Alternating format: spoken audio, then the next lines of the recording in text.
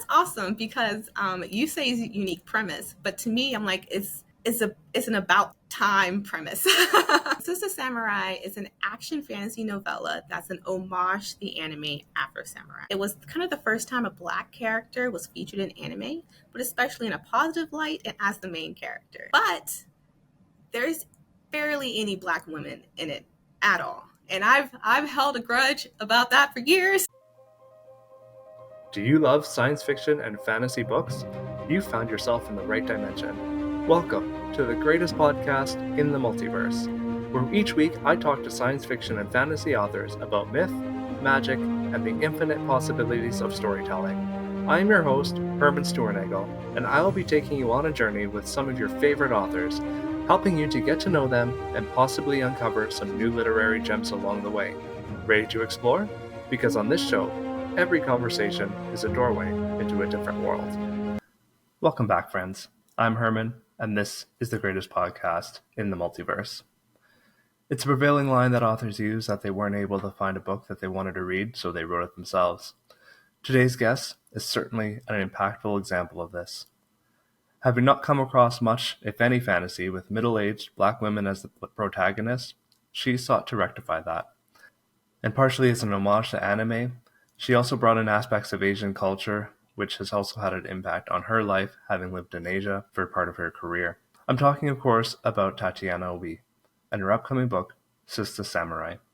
I don't know if I can recommend this book enough. It is a short novella, maybe 100 pages, but it packs a huge punch, both literally and metaphorically, and it brings to the table something that has been missing from the fantasy genre. You'll hear it in this interview, but this book is not targeted toward me, but to those who have not seen themselves present in fantasy for some time.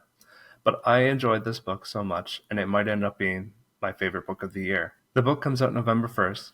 Listen to the interview and then go back and check it out. Pre-order it. I'll link it in the show notes. You don't want to miss this book. It is both a lot of fun and also an impactful story. Please check it out. I'm going to skip the usual preamble today and just get started. Tatiana Obey writes badass characters slaying dragons. She is the author of A Forging of Age duology, and she enjoys combining action with character-driven stories. Her debut novel, Bones to the Wind, is a 2022 BBA Award winner and a 2022 Indie Ink Award finalist. She once taught English in South Korea, studied abroad in Japan, and worked as a marketing specialist for a woman-owned law firm. The only thing she loves as much as writing is traveling the world. Let's get to the interview. Welcome back to the greatest podcast in the multiverse. I am so excited to have Tatiana Obey here with me today. Welcome here, Tatiana. Hello, I'm happy to be here.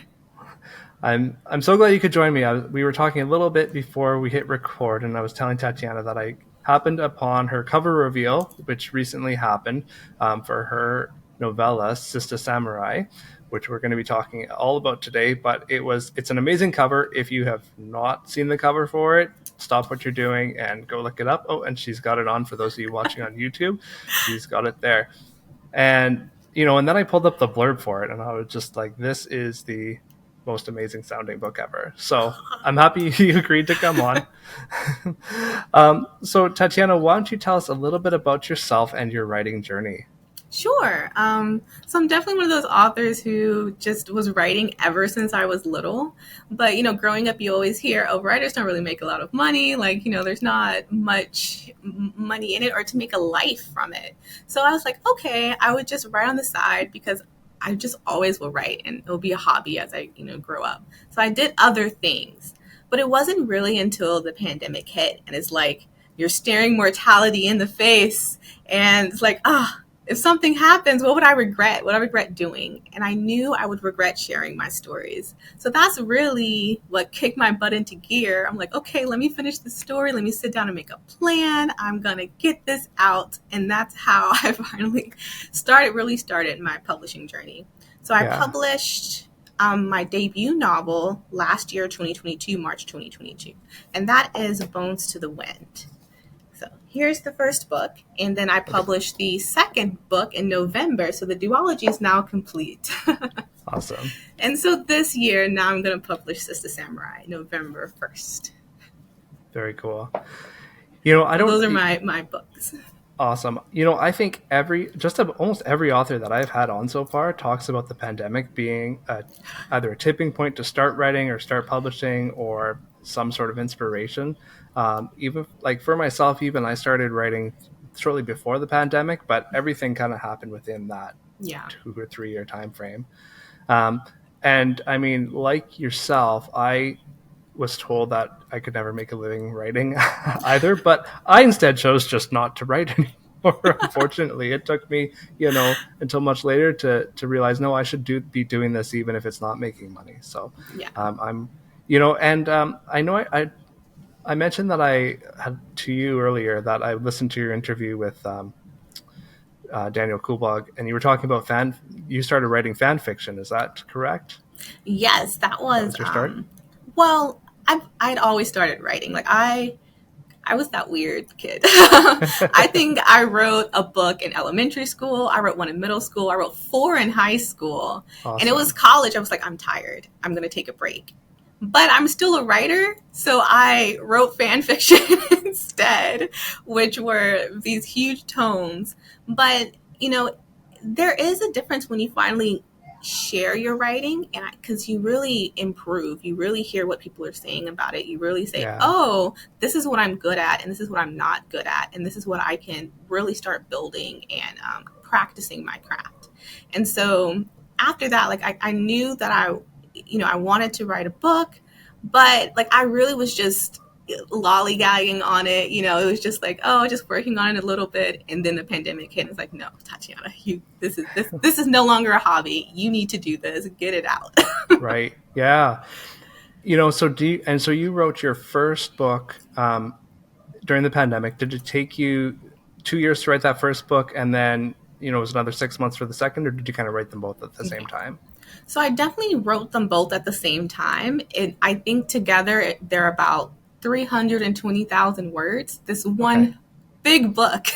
Yeah. And I knew I couldn't publish this one big book as a debut author. Like, who's going to read? Who's going to read your 1,000-page book as a Right. debut author? And not only that, but, proofreading and pay by the word. So I was like, okay, let me split this book in half. Yeah. So that's why I was able to get this duology complete within the same year, because it was already written. And Yeah. this duology, I started it in high school, but it was just one of those things where I kind of fell out of love with the story. And I was like, no, this isn't working. I'm going to keep going. And I got back to this point where I'm like, okay, Tatiana, I really want to do this. And I went back to those characters because I really thought those characters were something special. And those are the characters I wanted to debut with, to really introduce who I am to the fantasy genre at large. And so like I went back and probably worked on that for like 4 years again, like just a little bit at a time until the pandemic. And I was like, okay, it was work right until I could get this out. Right. Cool. That's awesome. So, tell me a little bit about the motivation behind your storytelling. You've been, writing your entire life. What spurs you on to continue writing? Um, Frustration, maybe. There's there's a quote by Toni Morrison, and she says that if there's a book that you want to read but it hasn't been written yet, then you must write it. And I'm a big reader. I love the fantasy sci-fi genre. I really don't step out of those bounds very often. Like that is my genre. And sometimes as a reader, I want to read books in these premises and they don't exist. And it's just like, oh, I'm going to have to write it, aren't Yeah. I? And that's where a lot of the motivation comes from. It's just like, I want to read these books, but they don't exist yet. Right. That's cool. And I feel like a lot of authors are that way. And I feel like, especially when we start talking a little bit more about Sistah Samurai, I feel like that was a big driving force for that Yeah. book for you. And I'm really excited to hear what you have to say about that. But so what? Like before we get there, though, tell me more about the authors that do inspire you. Like you read primarily sci-fi, fantasy. What authors do influence your work? Um, that authors that really inspire my writing. I would say there are three authors that come to mind that really validated my writing. And the first one was Tamora Pierce and her Alana Chronicles. It's really the first time I had read, a female heroine in fantasy.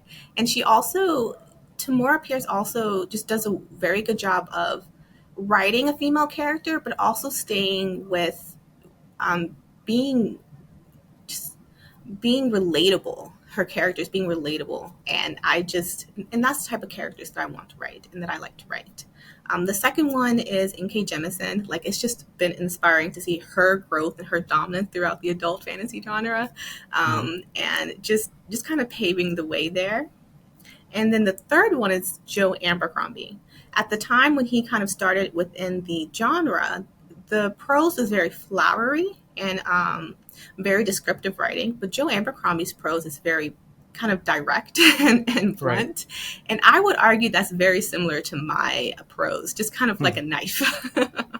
And so it was great to see like that type of prose being valued and just being accepted within the genre at the time. And he also writes, these morally gray characters, and I really do love a morally gray character that aren't perfect. They have flaws, and it's just like, yeah, they're great. Yeah, and I think out of the this is going to be episode 12 or 13, I believe, and I think out of that many authors, at least three have cited N.K. Jemisin as an influence. But, so I have her books. I haven't read them yet, so that tells me I really need to get to reading them.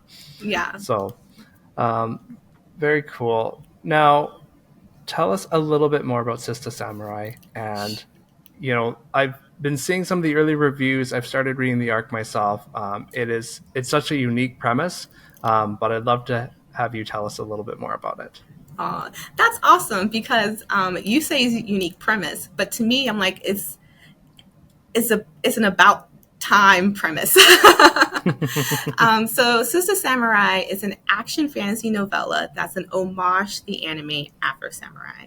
And so if you haven't seen the anime Afro Samurai, it was originally a manga that was written by Okazaki Takashi. And it was kind of the first time a Black character was featured in anime, but especially in a positive light and as the main character. And, at the time it was the coolest thing. And even to this day, it really is one of the touchstones of Black nerd culture. But there's barely any Black women in it at all. And I've held a grudge about that for years. And so like it's always been percolating in the back of my mind. I'm like, it's about time. Like, it's been a while since anyone's really kind of touched this genre, like touched this kind of fusion genre that Afro Samurai does, that Samurai Champloo does. And you don't really see it in novel form either. So I was like, you know what? I'm gonna do it. So let's do it. Yeah, cool. And I do say a unique premise because I'm way outside of the anime manga sphere. I haven't delved into that sphere. I had to Google what Afro Samurai was when I saw it in your blurb. So, it is, to me, something that's well outside of my wheelhouse. So Yeah. I really did appreciate, the story and the point of view and what really hit me reading it is your voice in the writing.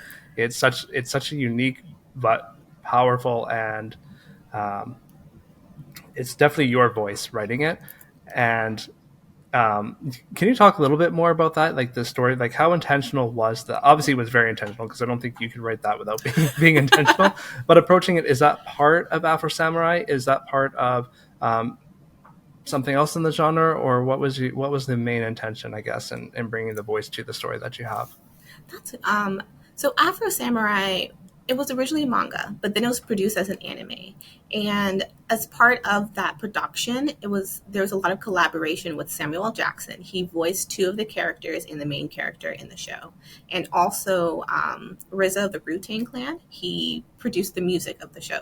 So there was a lot of influences by kind of Black touchstone culture within this space. So the voice of the anime is very distinctive because you have Samuel L. Jackson like cursing up a storm in the anime. And so I come back to the fantasy genre, and right now, and especially in secondary world fantasy, there's a lot of African inspired fantasy.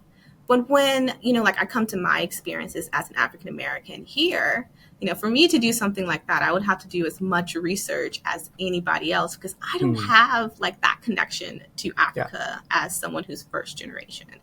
Um, and so I think when I go back and I think about, you know, a story that's secondary world fantasy and highlighted Black culture, the only thing I could think about, the only thing that came to mind was Afro Samurai. I like to this day, like it's the only one that really does it very successfully without kind of jolting people out of the story. So whereas Afro Samurai was very, very, very features like Samuel L. Jackson's voice as, like Afro, like as that main character. Right. This story is very much in conversation with it. So I definitely wanted like this voice is a Black woman's voice. Every single line, if I didn't hear a Black woman in my head, it was not going in the book. So that was very important to me.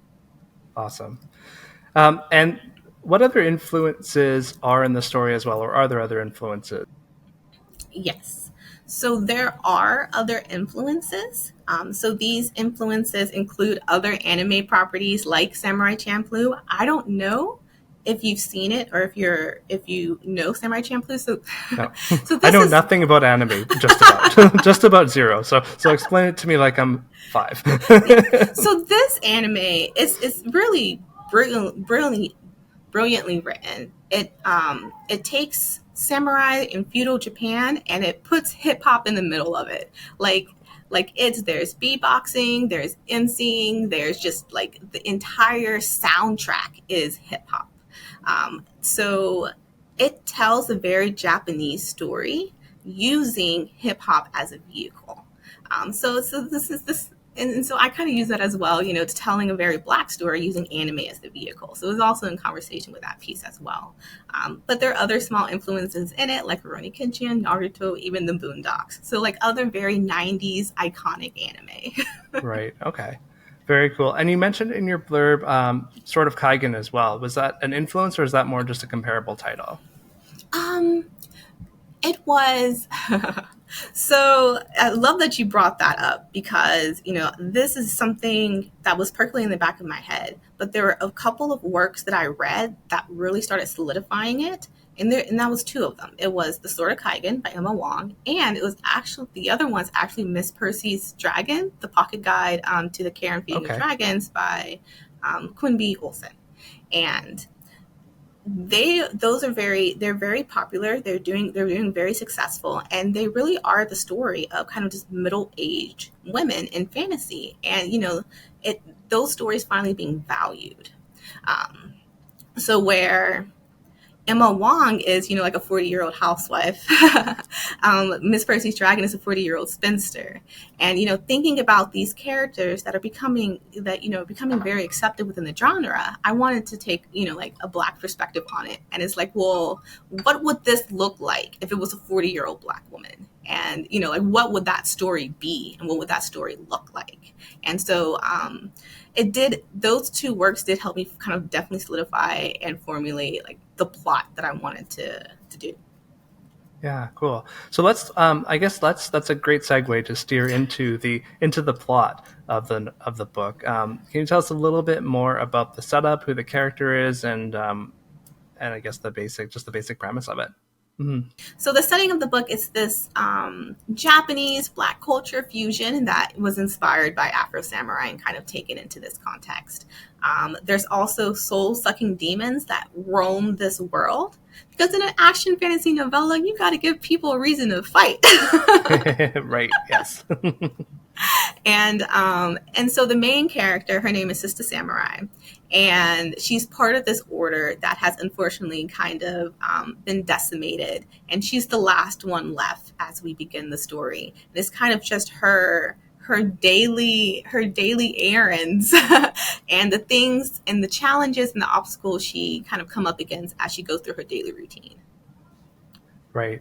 Yeah. And that sounds very slice of life, but there's definitely, it's a very action-packed book. Yeah. And so from that, I guess, you described the subgenre of the story as action fantasy. tell me a little bit more about what you mean by action fantasy and if there are tropes that readers are expecting from that genre. Sure. So when I define action fantasy, I define action fantasy as fantasy that mirrors the plotting and pacing of action movies. So in comparison to epic fantasy, like the pacing is much faster. Yeah. And also the action scenes where in epic fantasy might be more of a build up to like these kind of big action set pieces. In action fantasy, the action is consistent. So for example, think about watching like your favorite action movies like John Wick or Die Hard. There's an expectation that after a while, once you get into the rhythm of it, like you're okay, fight scene's coming. I know it's coming. There's a certain rhythm to it that Right. that action fantasy mirrors. And in regards to, I think you asked about tropes. Yeah, that's right. Yeah. So one of my favorite tropes of action fantasy is always the kind of like the introductory character fight, that fight scene that first sets the tone of the book or it sets the tone of the movie or the film, and like, and it says a lot more about the character than sometimes even the story does, and just like that explosion, that introductory fight scene. And there are Yeah. several fantasy novels that are currently out that does this very well. I definitely recommend to read Rob J. Hayes' His Mortal Technique series. Very great action fantasy. The Crew by Sistah Samurai. He also has like a great introductory fight scene as well. So those are some great works to check out if you're looking for like more of these type of tropes. Awesome. Can you tell us a little bit about the introductory fight scene in Sistah Samurai? Because it is awesome. I don't want you to give spoilers away that you don't need to, but it is a fun scene. um, so it's the introductory fight scene happens in a ramen shop, and this is her favorite ramen shop, and it's very similar to a lot of anime as well, action, like more action animes, kind of just settling into the setting, and then kind of just like that burst that gives you a lot. Right. And and thinking about like the introductory action scenes, going back to Afro Samurai in the anime, when you're introduced to his character, it's he's fighting like this whole army of people, and he has like the number one headband. They're all trying to get this headband from him, so he decimates all of them. But at the very end of the scene, he sits back and lights up a cigarette and like his afro waving in the wind. So it's like those small details that I include in the story, like that just gives the character life. Yeah, and what struck me with your main character is that she very much does not want. She seems like this very tired woman, and all of a sudden she's fighting in this ramen shop, and Yeah. this seems like the last thing she wants to be doing, but she kind of has to. Yeah. Oh, actually, let's continue on that subject just a little bit. How difficult did you find it to balance those action moments with physical combat, but also include those kind of slice of life moments that really balance the pacing? That's a funny question. So, as I said, like kind of just learning what you're good at, like fan fiction has taught me a lot, and it's taught me that I am naturally a very fast paced person. There are people who are like, whoa, wait, slow down, give us a breather. So over time, I've gotten better at kind of, settling in, like settling Right. in before we get to all of the action. But even so, beta readers are very helpful, because there's a lot of beta readers I had that had never read action fantasy before, and they were just like, whoa, this is really fast. So, it helped me kind of go back in and know where it was kind of the spaces, let it breathe. There's one part in the middle of the book that I added as a fun way of like slowing the pacing down a bit. And because action fantasy, that is one of the pitfalls of it, that you can easily give reader action fatigue. So how do you not give readers action fatigue? And, there's a lot of techniques that you can do it, changing up fight scenes and changing up, like making sure they feel different. One of the things I like to do is make sure an action scene says a little bit about the character. And there's a magic system in this too. So with every fight scene, you learn a little bit more about the magic system. And so it's also learning as you go. Right. Okay. And yeah, because I guess you can either go one way and go with the epic fantasy and sometimes have readers begging for some action. And obviously you've decided your strength, or you've determined your strength is, the fast pace. So you've leaned into the action fantasy, which is great. Are there some other techniques that you use to kind of slow things down? Hmm. Um, this is a technique that kind of comes from anime that I kind of pull into the novella a little bit to kind of slow things down. Is in anime, after you have that fight scene, there's the wide shot, like where you have that time where it slowly pans out and you're looking at the environment, you're looking at the imagery, you're looking at everything around you. So having those small moments where it's kind of like an exhale Mm, helps to kind of slow things down and give it that nice little, kind of ending to things. right. I love the intentionality behind the pacing, and that you're taking techniques from anime and from these different places and integrating them into a different medium. I think that's really fun. Yeah, yeah, and for people who don't watch anime but love action movies, like some of my favorite movies are John Wick, On Bak, The Raid, like some of these like very action heavy kung fu films. They do very similar things, so definitely They pay do, attention yeah. to like how the pacing is, so it's not so overwhelming to the viewer. You touched a little. We're bouncing around a little bit here, but you touched on your world and the magic system. Can you tell us a little bit about the world? And obviously, I know you kind of drip feed in the magic as the story progresses. But can you tell us a little bit about the setting of the world as a whole, and about the magic system? Yes. So, kind of again, going off of, I knew I wanted to be in conversation with Afro Samurai. So that was a lot of the building blocks to it. But I also wanted to make it my own as well. And one of the things I introduced is this magic system. And this is where Sword of Kaigen comes in, because Sword of Kaigen has some beautiful fight scenes. They're chef's kiss. And they're very cinematic, it's very elemental fights. And so I wanted mine to be a little bit more cinematic as well. Because when you get into kind of like just straight action, especially with the sword, someone who knows how to use a sword, that fight doesn't last very long. Right. So it's really quick. So having it be a little bit more cinematic and introducing these different elemental things to the magic system allows me to do some like really fun visual things that I wouldn't be able to do otherwise. And what was the most difficult part about the world building process for you?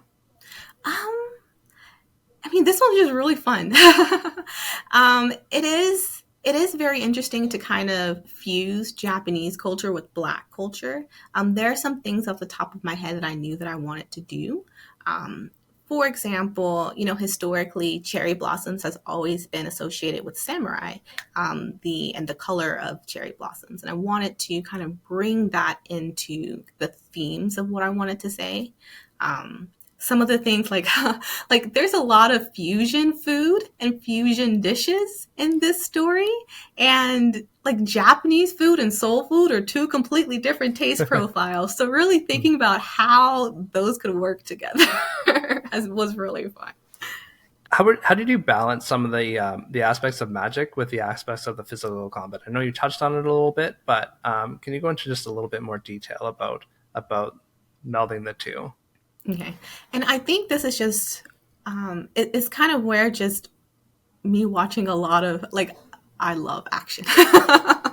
Like I love action movies. I love action like anime. I grew up on them. I grew up watching, my with my dad, and so there's just kind of like the way that I built it was a little bit like natural.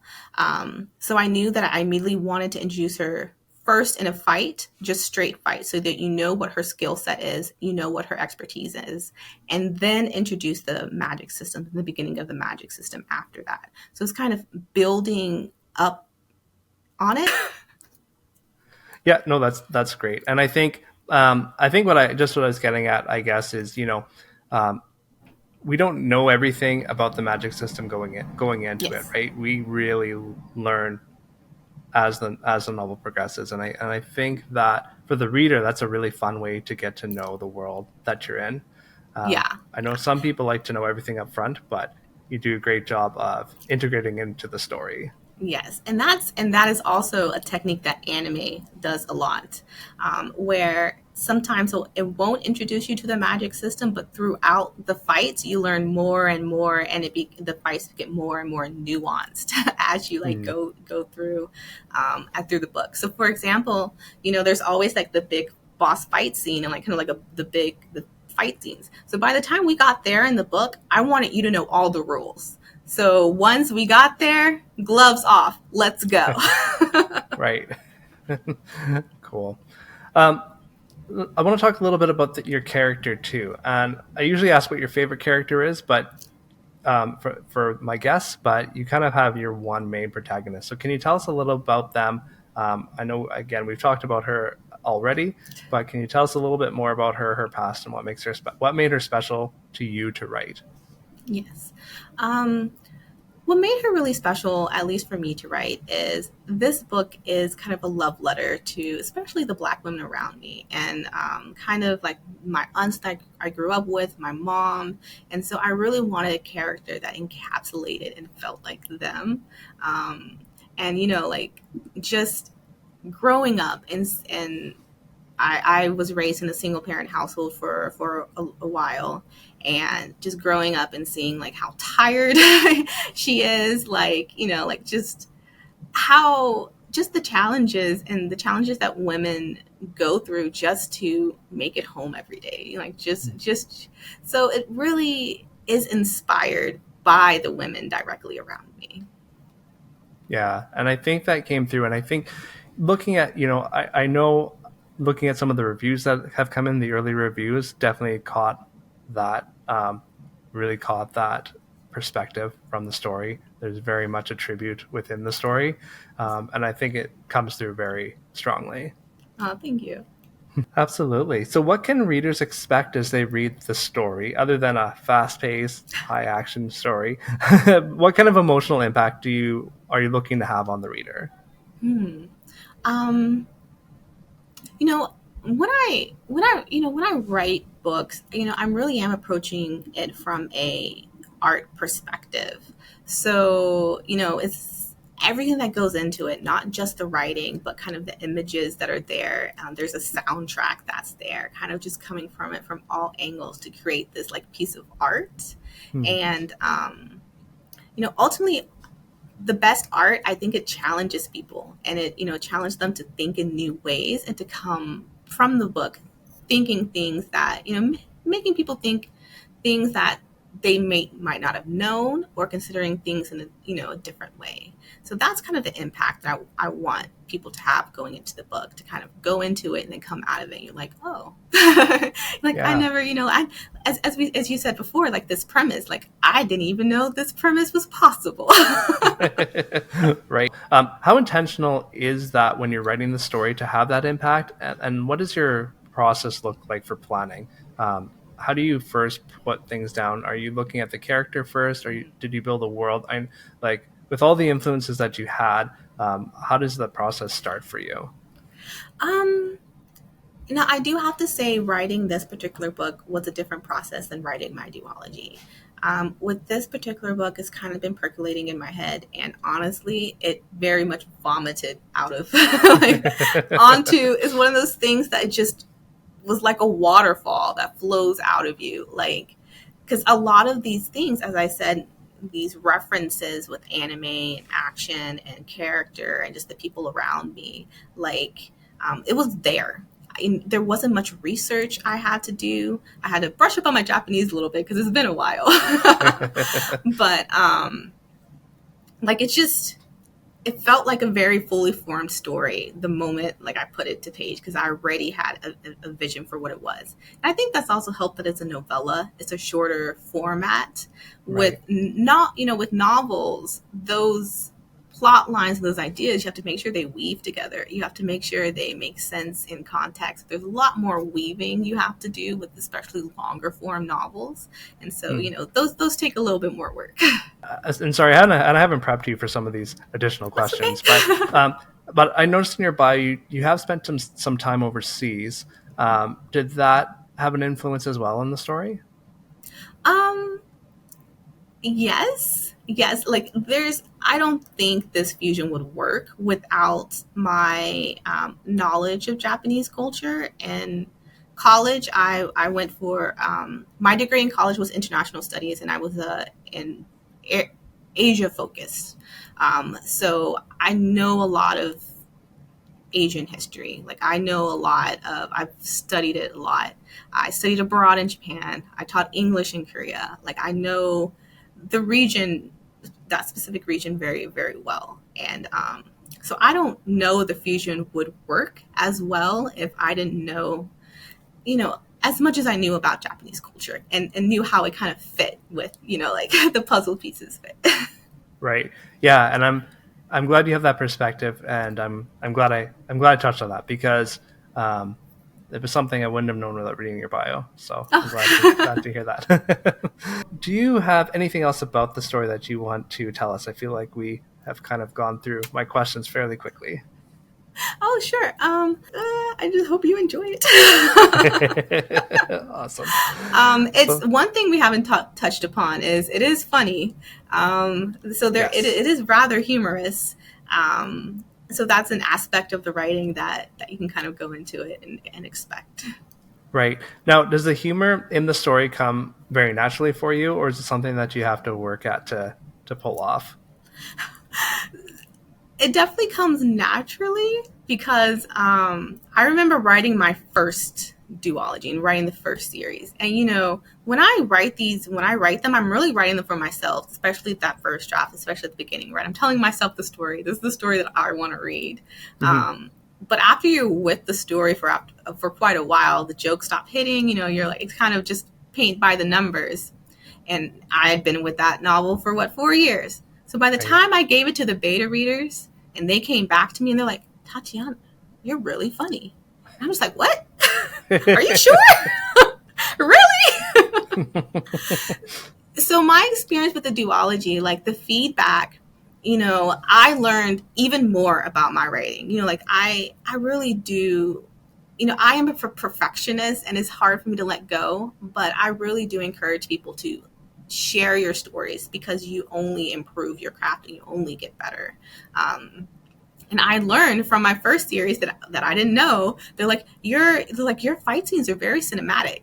They're like, it's really funny because at that point when I submitted that to the beta readers, I was like, man, I feel like there's not enough fight scenes. There's just not enough. And they come back, they're like, there's a lot of action in this, Tatiana. It's fine. It's okay. Yeah, it's funny how our perspective of our own writing is like that because I know I just submitted arcs for my book of mine as well. I'm like, I feel like this really drags. And one of my arc readers came back and she's like, this is so exciting. There's so much happening in this, especially in the second half. I'm like, oh, well, if you think that's a lot of action, wait till the next one. Because I thought this one was a drag. Yeah, but so you lose that perspective. Yeah, it's that perspective. And so now that I'm more aware of that perspective, knowing that I can write humor and I can write these very cinematic fight scenes, it gave me much more confidence to tackle a book like this. Because Sistah Samurai is definitely one of those books that, I wouldn't do it if I couldn't do it well. Like that's how important this book is. As I said, hasn't been really anything like this within this genre.